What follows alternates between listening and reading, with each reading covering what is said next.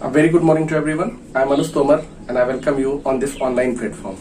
Dear students, we are continuing the chapter Deep Water. In today's class, we will start its summary, and in the previous video we have seen the brief introduction of the writer, and apart from it we have also seen the brief introduction of the chapter. तो आइए शुरू करते हैं इस chapter को। इसमें जो main आपका कैरेक्टर है वो नरेटर ही है और उसकी मदर है। तो नरेटर इज द प्रोटोगनिस्ट और हीरो इन द चैप्टर। ठीक है, तो आइए शुरू करते हैं इस चैप्टर को। विलियम ओ डगलस जो कि नरेटर हैं या राइटर आप कह लीजिए, जो है स्टोरी ऑटोबायोग्राफिकल एलिमेंट से भरी हुई है।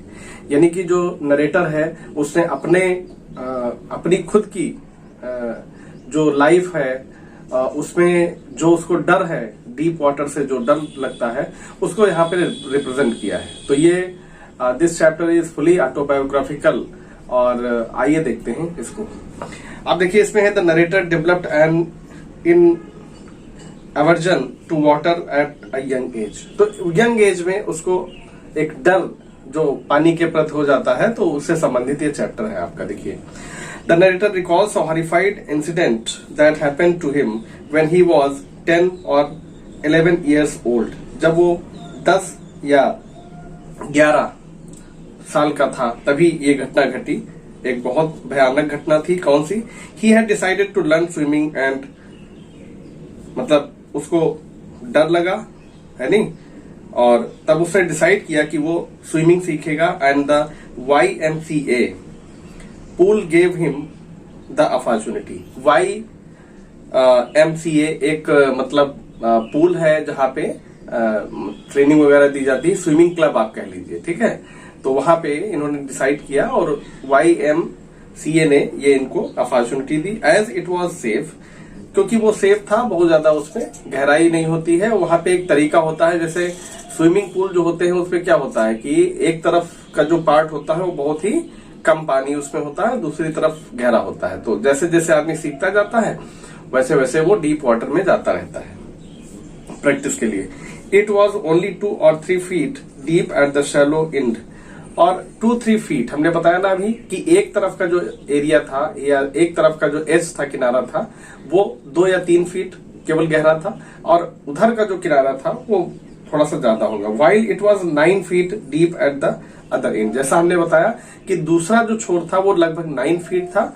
तो अगर आप किसी को सीखना है तो वो जाहिर सी बात है 2-3 feet वाले से ही शुरू करेगा। The drop was gradual in comparison the Yakima river was treacherous.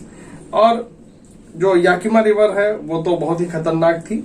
The narrator's mother continuously warned him against it. She kept reminding him about the details of each drowning incident in the river. और जो Yakima river है उसके प्रति जो है mother इनकी बहुत सचेत इनको किया करती थी कि बहुत सारी घटनाएं याकिमा रिवर में हुई हैं अभी तक, और आपको बिल्कुल अलर्ट रहना है, क्योंकि वहां पे क्या होता था कि कई घटनाएं घट चुकी हैं जिसमें कई लोगों ने अपनी जान गंवाई है। She kept reminding him about the details of each drowning incident in the river.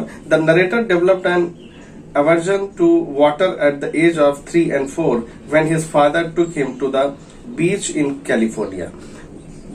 California beach पे जब ये अपने पिताजी के साथ गए तभी से इनके मन में एक प्रकार से डर भर गया। The water knocked him down and swept over him. He was buried in water and was breathless. और तब हुआ ये कि लहरें आई और इनको ले गई, और जब ले गई तो ये काफी ज्यादा गहरे पानी में चले गए। तो इनको ऐसा लगा कि जैसे इनको सांस लेने में दिक्कत हो रही। तो इस तरह की घटना इनके साथ घटी। He was terrorized by the strong force of the waves but his father had only laughed. और ये घटना इनके जीवन में बहुत बड़ी हो गई थी। हालांकि इनके पिताजी उस चीज को समझ नहीं पाए। मतलब पिताजी को लगा कि ये शायद मतलब एक छोटी सी घटना है, लेकिन इनके लिए वो बहुत बड़ी एक घटना थी।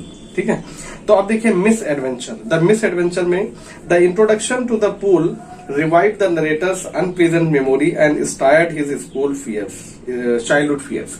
तो अब देखिए ये सीखने तो गए हैं, लेकिन इनको चूंकि एक घटना इनके साथ पहले घट चुकी है, तो he is very fearful and he recalls all his dreadful or horrified memory कि भाई बहुत बड़ी घटना हुई थी और इनको शायद चीजें याद आ जाती हैं.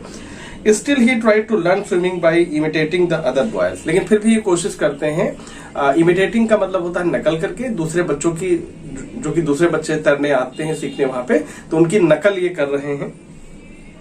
He was just beginning to feel to ease in the water when a mishap occurred. और he was just beginning to feel at ease. जैसे ही वो उनको लग रहा था कि ये आसान है, इसको चीजें हो जाएंगी सही से, तो वैसे ही क्या हुआ, मिसहैप occurred. फिर एक कोई घटना घटी. He went to the pool one day and found that no one else was there. उन्होंने पाया कि वहां तो कोई नहीं था और पूल गए ये सीखने के लिए. He was timid about going in alone, so he sat on the side of the pool in wait for other. क्योंकि वो अकेले डरते थे, जाना नहीं चाह रहे थे, तो इसलिए उन्होंने वेट किया किसी का. Just then a big bully came. He was quite muscular. फिर एक बहुत ही बदमाश लड़का वहां पे आया जो कि हट्टा कट्टा था, और he picked up Douglas and threw him into the deep end of the pool. और फिर उसने डगलस को, यानी कि नरेटर जो है, इनको उठाया, और जो हमने बताया था 2 सिरे थे वहां पे, 2 एजेस थे किनारे, तो जो गहरा वाला था उसमें डाल दिया. Douglas landed in a sitting position, swallowed water and went at once to the bottom. और फिर वही घटना इनके साथ फिर से होगी जो एक बार इनके पिताजी के साथ ही कैलिफोर्निया में जब गए थे. तो अब ये नीचे तक चले गए, यानी बॉटम भी छुआ, कुछ पानी भी पी गए. बहुत मतलब एक डरावनी घटना एक प्रकार से इनके साथ हो गई दोबारा. Douglas tried to save his life. The narrator was frightened but not frightened out of his mind. अब यहाँ पे देखिए दोनों चीज है. There is a contradict statement. तो वो डर तो गए लेकिन दिमाग से नहीं डरे. मतलब अब ऐसा कैसे हो सकता है, ठीक है. तो he made a plan to save himself. When his feet would hit the bottom he would make a big jump. जब उनका पैर नीचे बॉटम को छूता तो वो एक लंबी छलांग या एक किक मारते, जैसे आप फुटबॉल को मारते हैं. He made a plan to save himself. When his feet would hit the bottom, he would make a big jump, came to the surface, lie flat on it and paddle to the edge of the water. However, the 9 feet down seemed more like 90 to poor Douglas. अब चूंकि घटना ये थी कि ये बहुत ज्यादा swimming जानते नहीं थे, तो 9 फीट इनको 90 फीट लग रहे हैं, क्योंकि he is not well versed in the swimming. He had a very less idea about the swimming. And he was the learner at that time. तो ये सारी चीजें इनके साथ घटी. He was totally out of breath when his feet touched the bottom. Still, with all his strength, he made a spring upwards. He came up slower than he had thought. He opened his eyes and saw nothing but water. He started to panic. Douglas was suffocating and tried to yell, but no sound came out. अब देखिए ये सारी घटनाएं हो रही हैं. He opened his eyes, अपनी आंखें खोली, and saw nothing but water. केवल वहां पानी ही पानी था. फिर देखिए he started to panic. अब वो डर लगने लगा. भाई जाहिर सी बात है, अगर इस तरह की कोई, Douglas was suffocating and tried. अब suffocating, उनको सांस लेने में दिक्कत हो रही थी. उनको लगता था कि breathe in breathe out नहीं हो पा रहा सही से, and tried to yell but no sound came out. और कोशिश उन्होंने चिल्लाने की लोगों को बुलाने की, लेकिन वहां पे कोई रिस्पांस उनको नहीं मिला. ठीक है. तो इस तरह से ये आपका जो है चैप्टर, आज ये आपका जो पार्ट 1 समरी है, और कल हम लोग इसकी देखेंगे 2nd समरी. ठीक है. Thank you for watching the video. Thank you. Have a great day.